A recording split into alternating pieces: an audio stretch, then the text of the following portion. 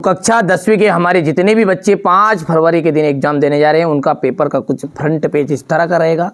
ठीक है, आप तो बढ़िया से भरोसा रखिएगा, मेरे द्वारा जो बताए जाए प्रश्न हैं वही 100% फंसेंगे। जिन बच्चों को वास्तव में चाहिए, नहीं तो मैं भी ये बता दूं कि ये ओरिजिनल पेपर है, रियल पेपर है, बेटा मेरे को गलत कर्म नहीं करना है, गलत काम नहीं करना। एक पेपर नहीं 6 पेपर तक आपका विश्वास जीतना है, तो इसलिए जो बताऊंगा सही बताऊंगा और गलत चीजें नहीं दूंगा। ठीक है, तो भरोसा रखो, इन्हीं में से आपका 100% फंसेंगे, एक बार पढ़ के चले जाओ। ठीक है, बाल गोविंद भगत का क्या काम करते थे? तो खेती बाड़ी का काम करते थे। शब्द गुण कितने प्रकार के होते हैं? तो 3 प्रकार के होते हैं। भोलानाथ किसे देखकर सिसकना भूल गए? अपने साथी बच्चों को देखकर। ठीक है, प्रयोगवाद के जनक माने जाते हैं तो अज्ञे जी माने जाते हैं।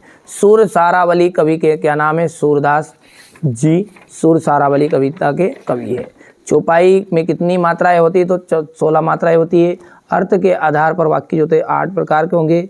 सांप को देखते बच्चे गिरते पड़ते रोते बिललाते भाग गए। तुलसीदास जो है राम भक्ति शाखा के श्रेष्ठ कवि है। महाकाव्य में जीवन का संपूर्ण चित्रण होगा और यहाँ पर 2 प्रकार के होंगे। और बाल गोविंद भगत का बेटा सुस्त तथा बोधा आ जाएगा। जोड़ी जो है यहाँ पर भर दी गई है। पहले का मिलान आपको जयशंकर प्रसाद है, दूसरे का जो मिलान होगा वो पिता के फूल। तीसरी जोड़ी हमारी मिलेगी क्रिया के परिणाम का बोध। चौथा जो रहेगा रेलगाड़ी पर लिखा हुआ वाराणसी का जाएगा आपका जयशंकर प्रसाद। और आवश्यकता से अधिक बड़े शब्दों को हम क्या कहते हैं? उसे कहते हैं अनेकार्थी शब्द।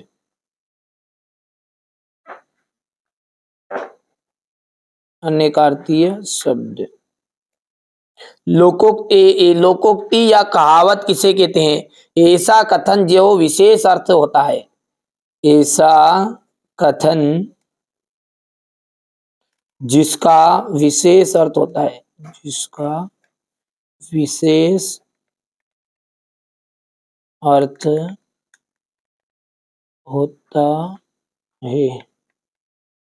ठीक है, ड्राइवर कम गाइड का नाम क्या था? जितेन नारगे।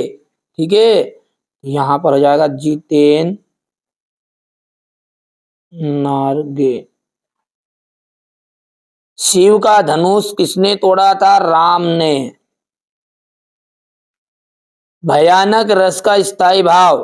भयानक रस का स्थायी भाव था भेय। और हजारी प्रसाद द्विवेदी जो है वो छायावाद के लेखक है। हो गया भैया? चलिए आगे बढ़ते हैं और अगला देखते हैं। राम पढ़ता है, क्या एक ये प्रश्नवाचक वाक्य है? तो ये आपका असत्य रहेगा। सारे देश की आस्थाएं और अंधविश्वास एक से नहीं है, ये भी आपका असत्य है, किताब में बताया गया है ना। हिरोशिमा में परमाणु बम गिरा था, सत्य। ठीक है, निराला बादलों को रिमझिम बरसने के लिए कह रहा है। अरे गज गज के बदलने की बोल रहा हो तो आ जाओ तोड़ ताड़ दो 1-2 डंडा, ये कह रहा था। चौपाई छंद में 24 मात्राएं होती है, तो ये आपका असत्य रहेगा। ठीक है, और ये बाल गोविंद भगत जो ग्रस्त नहीं थे, ये भी आपका असत्य रहने वाला है। चलिए आगे बढ़ते हैं और अब यहाँ से देखिए ये सारे क्वेश्चन है ना आपको 2 या 3 दिन के अंदर अंदर मिल जाएंगे। यदि आप बाद में वीडियो देख रहे हैं तो जब तक तो डाल चुका होगा, एक बार प्लेलिस्ट को चेकआउट कर लीजिए। बच्चे लिख रहे हैं कोचिंग में, जैसे लिखा जाएगा ना तुरंत आपके लिए यहाँ पर वीडियो बना दूंगा। यहाँ से देखिए राम वृक्ष बेनीपुरी भदंत आनंद कौशल्यान का साहित्य परिचय देना है आपको। मुहावरों का अर्थ लिखकर वाक्य में प्रयोग कीजिएगा। अकल पर पत्थर पड़ना, आग बबूला होना। दशानन का समास विग्रह करिए। लाभ हानि। बच्चे माता पिता के प्रति अपने प्रेम को कैसे अभिव्यक्त करते हैं? प्रकृति के इस अनंत और विराट स्वरूप को देखकर लेखक का कैसी अनुभूति होती है? प्रयोगवादी काव्य की कोई 2 विशेषताएं बताइए। रीति काल के 2 कवियों के नाम और उनकी एक रचनाएं लिखिए। मंगलेश डबराल तथा सूर्यकांत त्रिपाठी निराला की काव्यगत विशेषताएं। ठीक है, लक्ष्मण द्वारा वीर योद्धा के संबंध में बताई गई 2 विशेषताएं बताइएगा। कवि के अनुसार फसल क्या है? ठीक है, इसके बाद में यहां से देखते कि आप ये देखिएगा। ठीक है, यहां पर चलिए इसके बाद में आगे का देखिए। यहां से देखिए क्वेश्चन नंबर 17 है, ये 18 है। ये चलिए तो यहां से अपना क्वेश्चन नंबर ये 6 है। भगत ने अपने बेटे की मृत्यु पर अपनी भावनाएं किस तरह व्यक्त की? ठीक है, ये छोटा हो गया थोड़ा सा, ये यहाँ पर। ठीक है भैया, चलिए इसके बाद में इसी का थोड़ा बिस्मिल्लाह खां के व्यक्तिगत की कौन कौन सी विशेषताएं आपको प्रभावित किया? अहंकार तथा बनावटी से जीवन से दूर, स्वभाव से भोले भोले तथा सरल थे, सादा जीवन जीते थे, ठीक है, गांव का सामाजिक संस्कृति का परिवेश आषाढ़ चढ़ते ही उल्लास से भर जाता है, क्यों?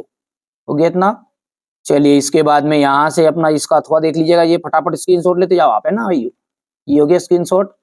इसके बाद में राम वृक्ष बेनीपुरी, क्वेश्चन नंबर 8 में राम वृक्ष बेनीपुरी का, तो ये हो गया आपका राम वृक्ष बेनीपुरी की भाषा, और ये हो गई इनकी शैली, हो गई, स्क्रीनशॉट लो तुरंत।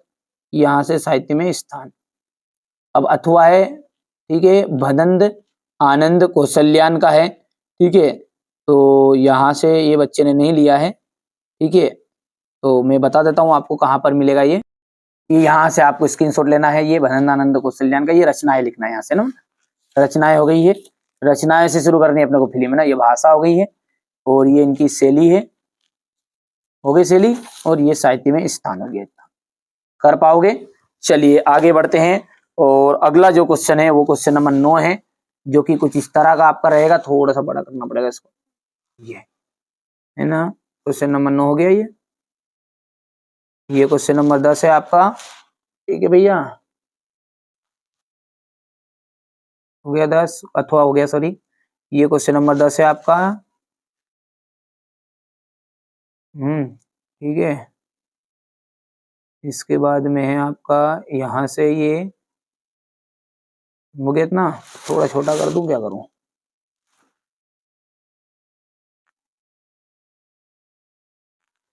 है ना, हो गया इतना।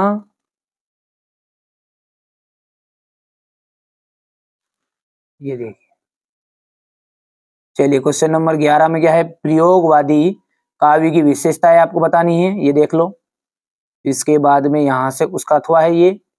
क्वेश्चन नंबर जो 12 कह रहा है कि मंगरेश डबराल की काव्यगत विशेषताएं बताओ, ठीक है, दो कला पक्ष बताओ और रचनाएं बताओ, तो ये हो गया यहाँ से देखिएगा, और यहाँ से इनका ये भाव पक्ष हो गया है, और ये कला पक्ष हो गया है, ठीक है भैया। इसके बाद में ये साहित्य में स्थान। अब सूर्यकांत त्रिपाठी निराला का, सूर्यकांत त्रिपाठी निराला का इतना हो गया ये भाव पक्ष देख लीजिएगा इनका, ठीक है, 2 से 3 लिख देना बस, 2 लिख देना बस, एक तो ये प्रेम और सौंदर्य और प्रकृति चित्रण बहुत है, ज्यादा लंबा चौड़ा करने की जरूरत नहीं है। ये क्वेश्चन नंबर आपका 13 देखो, लक्ष्मण के द्वारा वीर योद्धा की संदर्भ में कौन कौन सी विशेषताएं बताई गई है, क्योंकि कबीर कभी भी अपनी वीरता का वर्णन नहीं करता, वीर कभी भी अपने ऊपर अभिमान नहीं करता, और विनम्र तथा धैर्यवान गंभीर होता है। कवि के अनुसार फसल क्या है, फसल क्या है, नदियों का पानी का जादू है, किसानों के हाथों की महिमा है, भूरी काली संदली मिट्टी का गुणधर्म है, सूर्य के किरणों का परिवर्तन है, तथा हवा की तिरखन पर सिमटा हुआ संकोच है।